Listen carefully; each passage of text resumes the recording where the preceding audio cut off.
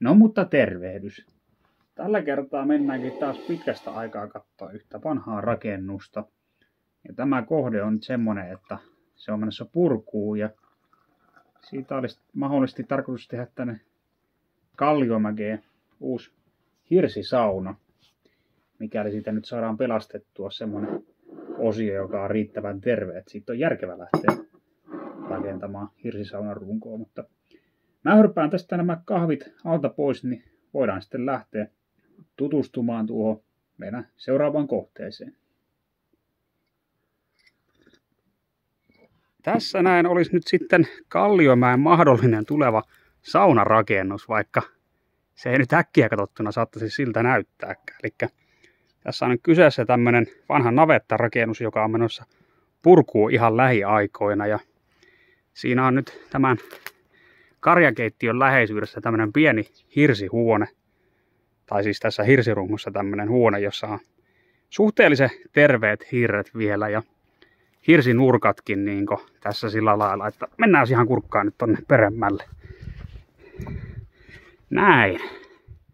Tämmönen pikku huone, että siellä on noit nurkat valmiina, ettei tarvisi alkaa mitään salvoksia tekemään. Että tämä vaikuttaakin ihan suhteellisen terveeltä runkolta, että ehkä jotain pieniä korjauksia tarvitsisi tehdä, mutta kuitenkin, että se on ihan teoriassa nyt varmaan pelastettavissa, kun tuolta vetäsee moottorisahalla näiden nurkkien tai salvosten toiselta puolelta ne hirsiseinät poikki ja sitten merkkaa nämä kaikki hirret ja lähtee sitten siitä pikkuhiljaa purkamaan sitä mukaan, kun tätä navettoa tästä puretaan ympäriltä pois.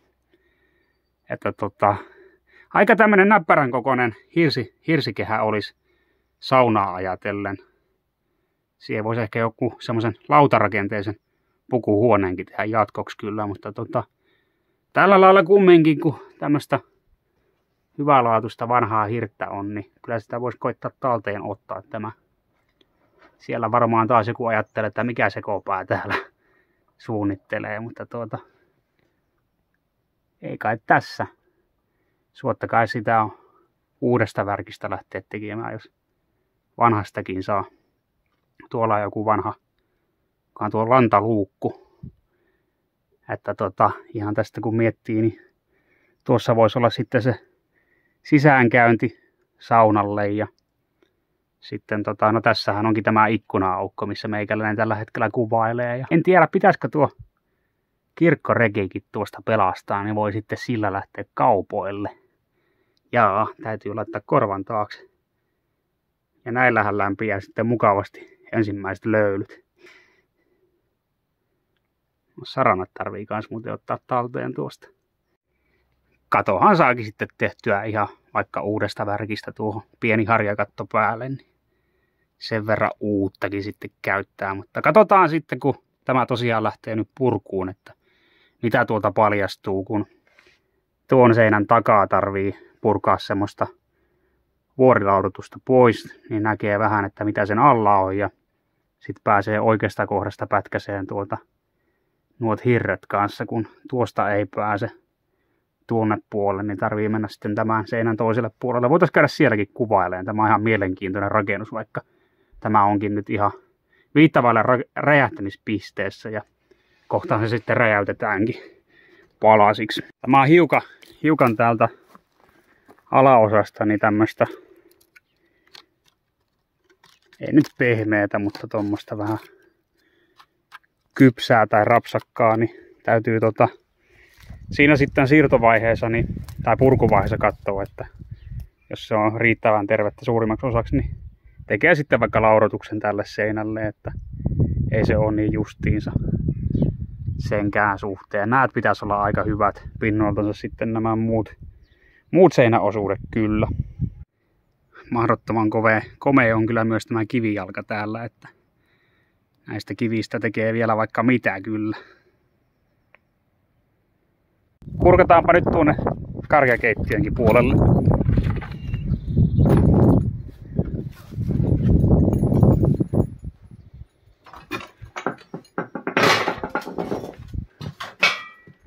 Siinä on tuo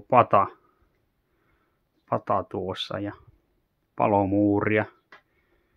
Tässä on yksi välihuone sitten ennen sitä, missä on se ehkä se tuleva saunan runko. Ja tämäkin on periaatteessa semmonen, että kyllähän tästä voisi niin kuin saada tehtyä jotain, mutta tässä on vaan harmillisesti on tämä läpi auki ja sitten on oviaukkoja peräti 3 ja sitten vielä tuo yksi ikkuna-aukkokin, niin ei tää semmonen mikään kovin ehyt runko sit siinä mielessä ole, että noita aukkoja on turhan paljon, jos tästä jotain lähtisi tekemään, mutta toki kyllähän tässäkin mahdollisuuksia olisi, mutta varmaan tämä jää kyllä hyödyntämättä, että ei sitä nyt ihan kaikkea voi pelastaa, eikä kannatakaan.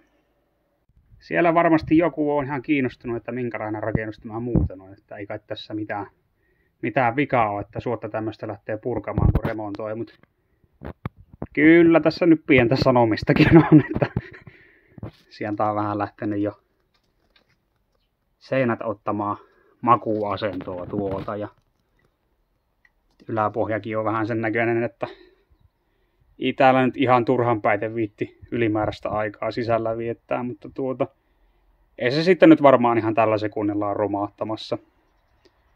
No itse asiassa meikäläisellä on kyllä kypärä päässä nyt täällä ihan vaan senkin takia, että jos joku laudanpätkä putoo jostain. Tämän rakennuksen terveimmät hirsiosathan löytyy just nimenomaan tästä päästä, että tuosta ovesta mentäisiin karjakeittiöön ja tämä on niin suhteellisen tervettä sitten, mutta sitten taas näillä osin niin tätä on jossain kohtaa muokattu sillä lailla, että tästä on väliseinä purettu.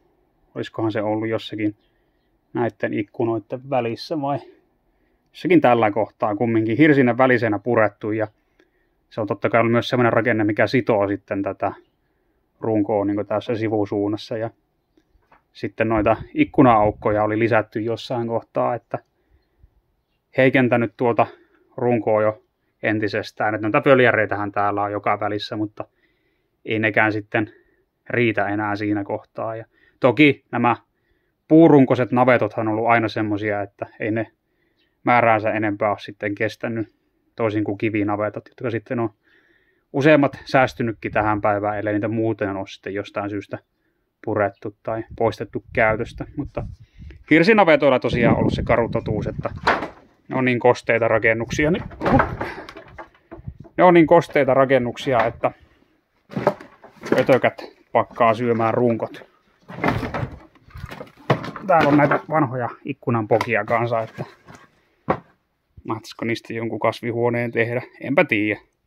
Täytyy katsoa, mutta ne täytyy täältä tyhjennellä kanssa purkamisen alta pois suurin osa, ettei sitten turhaan mene säpäleiksi. Jes, tämä on nyt sitten tuo toinen puoli siitä paikasta, missä oltiin, eli se rakennus tai huone, niin se on sitten näillä paikoin tuossa, eli tämä sitten tästä ikkunan vieressä tarvitsisi sahata noin ja sitten tästä kohtaa sen salvoksen niin tältä puolen oikean käden puolelta niin sahata katki, mutta tuo tarvii tosiaan tuo laudoitus tuosta seinästä purkaa sen verran, että pääsee katsomaan sen oikean paikan ja toki mitä vähemmän nauloja siinä on, niin sen parempi, kun ei se sitten mukavaa kun se terä on heti tylsä, että huonot ketjut tarvii niin joka tapauksessa pistää sahaan, kun tämmöistä lähtee pätkimään, mutta täytyy sitten erotella välissä. Siinä olisi muuten ravikärrykki kovaan käyttöön. Tiedä miten ne täältä pois saa, mutta ja tuossa on toiset vankkurit. Alkaa se bensa toisinaan olemaan sen verran kallista, että varmaan tämmöisetkin hevoskärryt voisi olla ihan validi vaihtoehto jo melkeinpä.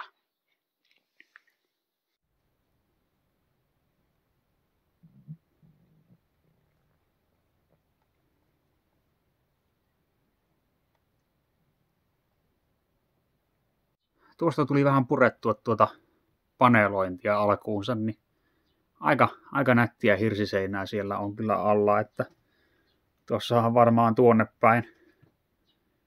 tuonnepäin kun menisi, niin olisi varmaan enemmänkin semmoista hirsitavaraa, mitä voisi vallan kyllä hyötykäyttää, mutta tarvii nyt katsoa, että miten tämä nyt ylipäätään tästä lähtee purkaantumaan tämä rakennus. Se on tosiaan vähän täältä tämmönen hazardin puoleinen. Otetaan täältä nyt vähän vintinkin puolelta vielä tunnelmia, nyt kun täällä vielä voi olla. Tai siis nyt kun tätä vielä ei ole purettu, niin voi vähän dokumentoida.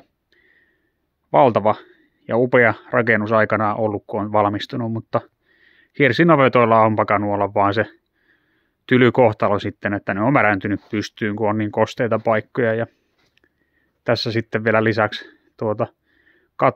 katto vuotanut ja niitä väliseiniä purettu tuolta alakerroksesta sillä lailla, että ei ole ollut enää sitten oikein kovin kantavat nuo seinärakenteet ja päässyt retkahtamaan.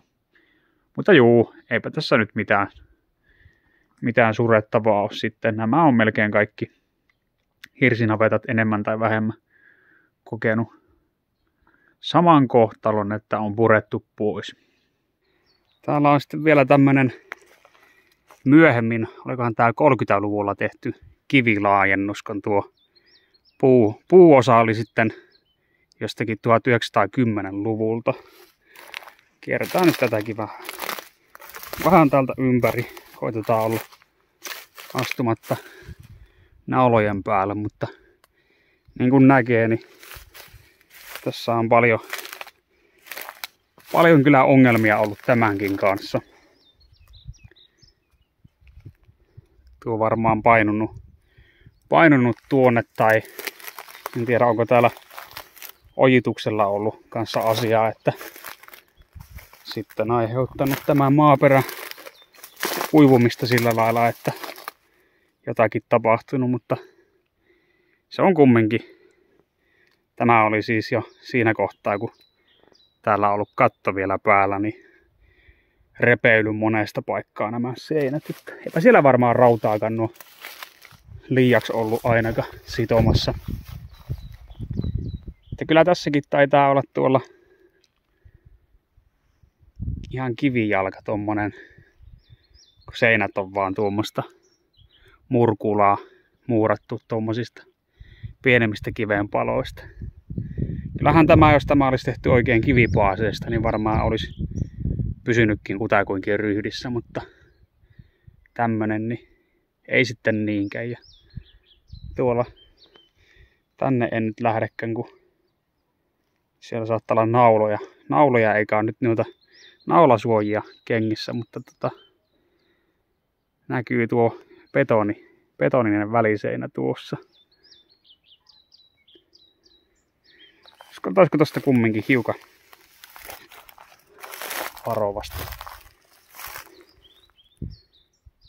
varovasti mennä likemmäksi. Tuosta näkee tuo betoni. Ja siihen on näköjään muuten tässä on ollut pystyssä yksi tommonen betoni väliseinä, niin sehän on kaatunut tuohon näköjään se. Semmonen muinaismuisto jänne. Piikkilankaakin löytyisi. Tallin sillassahan siinä näkyy olevan ihan ainakin vähän rautaa tuolla. Kiertää tuosta kohtaa. Aika huonossa hapessa sekin. No se oli semmonen kohde se.